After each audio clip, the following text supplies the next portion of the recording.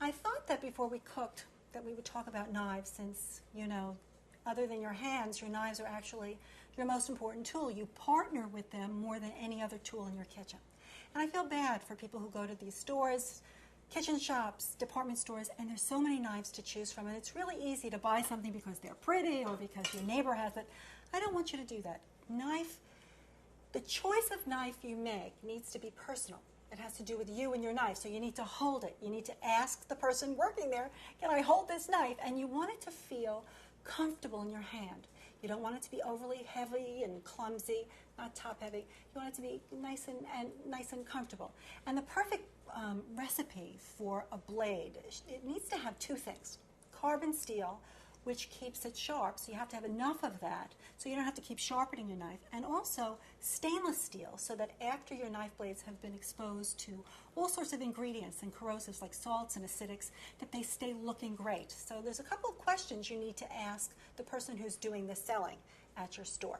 So then you get your knives home, and you need to know how to, number one, store them. You want to store them in either a wooden block like this, which is great, or if you don't have counter space, another great thing to do is to buy these strips. They're metal strips. You stick them on the wall, and you have your knife blades just like they just sit right there on your on your wall like that. So you get them off your counter. That's another great thing to do. So we now know how to pick them out and store them. You want to keep them sharp. This is really important because more accidents are caused in the kitchen by trying to overwork a dull blade with force. So I'm going to show you two different ways to do it. This is the traditional way. The old-fashioned way. I'm an old-fashioned girl, but that doesn't matter. I do other things, too, that aren't old-fashioned. Here's a steel. It's a sharpening rod. And what you have to do is you just... It's an angle. It's a very smooth movement.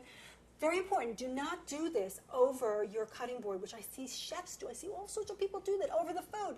It's terrible. You're getting carbon steel dust in your food. Trust me.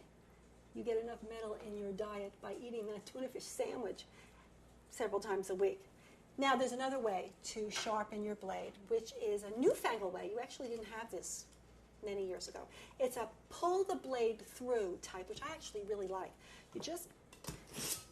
There are little arrows that tell you the direction to pull the blade through. And this one is made by a reputable knife company. And this is really easy. And so you do this before, it depends on how much cooking you do, once a week, whatever, just so that you have your blades in good condition. This is a pastry scraper. I know you've got one in there, your drawer somewhere. You probably never ever use it, but it's a great tool, not just for scooping up vegetables that you've chopped on your board. It actually protects your blades. Put it this way.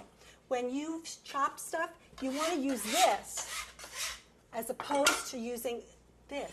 So many times you'll see people do this with their blade. It dulls the blade. If you want to use your knife blade to scrape vegetables in place, turn it blade side up and move your things this way. So to recap, most important is that you choose the blade, the knives that feel comfortable to you. When you get them home, you want to store them properly. You want to keep them sharp. And most important, you want to have fun when you use them.